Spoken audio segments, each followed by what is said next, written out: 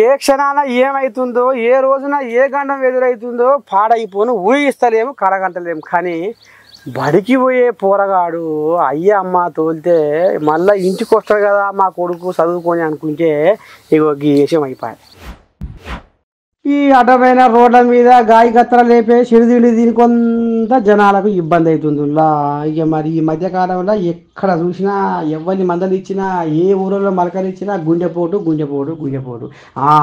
ఇక ఇది తెలంగాణ ఏపీ అనే కాదుల్లో దేశమంతటా ప్రపంచమంతటా గుండెపోటు వచ్చి చచ్చిపోతున్నారు. గుండెపోటు గుండెపోటు ఇంతోళ్ళు అంతోళ్ళు ఇంతోళ్ళు అంతోళ్ళు చిన్నోళ్ళు పెద్దోళ్ళు ఆఖరికి మూలకున్న ముసలోళ్ళు కూడా గుండెపోటుతోని కథమైపోతున్నారు. మరి ఎందుకు ఈ గుండెపోటు పాడైపోను?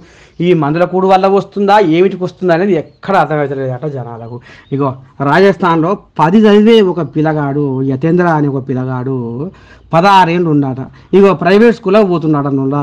ఇక ఈ రకంగా పాపము అంతని గుండెపోటు వచ్చి బొక్క బోన పడ్డాడులా. ఇక చూస్తుర్రా ఎట్లా లేపుతుర్రో. ఈ గుండెపోటు పాడైపోను ఎంతో మందిని తీసుకుపోతుంది మింగుతుందిలా ఈ గుండెపోటు పాడుపడ. ఇంత లేదు అంత లేదు, ఎంతటి వారికైనా చిన్న పిల్లవారికైనా గుండెపోటు వస్తున్నాడనులా. ఏందో ఈ చిత్రం చల్లకుండా భూమండలం మీద మాయ రోగాలు అయిపోతున్నాయి ఇలా. ఈ గుండెపోటు చల్లకుండా ఈ గుండెపోటుతో ఇంకెంతమంది ఇదవుతారు ఎట్టెట్టవుతారు ఏమవుతారు అప్ప.